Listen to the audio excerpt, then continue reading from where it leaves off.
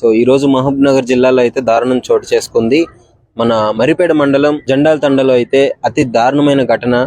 కన్న కూతురే తండ్రిని అతి కిరాతకంగా చంపించిన ఘటన చోటు చేసుకుంది. ఒక ప్రేమ కోసం, అది కూడా 2 పెళ్లిలైన వ్యక్తిని ప్రేమ మోజులో పడి ఎవరిని చంపుతున్నానో అర్థం కాకుండా కన్న తల్లి అలాగే పిల్ల కలిసి, అలాగే వాళ్ళ బంధువులు, ఆ అబ్బాయి తరపున వాళ్ళు ఎవరైనా బంధువులు ఉన్న వాళ్ళందరూ వచ్చి కన్న తండ్రిని అతి కిరాతకంగా కొట్టి కాళ్ళు చేతులు మొత్తం కట్టేసి రోడ్డు మీద పడేసి ఇంట్లో తలుపులు వేసుకుని కూర్చున్న ఘటన అయితే ఆలస్యంగా వెలుగులోకి వచ్చింది.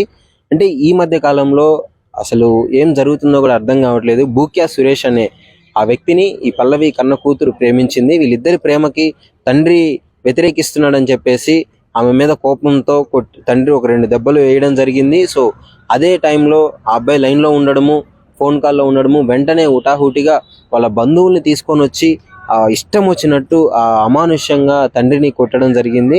సో కొట్టి అతి కిరాతకంగా హాస్పిటల్లో కూడా జాయిన్ చేయకుండా బయటపడేసిన ఘటన. వీళ్ళ బంధువులు చూసి ఆ మహబూబ్ నగర్ జిల్లా గవర్నమెంట్ హాస్పిటల్కి అయితే తరలించిన తర్వాత అక్కడ కాదు అని చెప్పేసి ఖమ్మం తీసుకొచ్చే క్రమంలోనే దారిలోనే ఆయన ప్రాణాలు కోల్పోవడం జరిగింది. అంటే ఈ మధ్య కాలంలో మహిళలు ఎలా తయారవుతున్నారో చూడండి.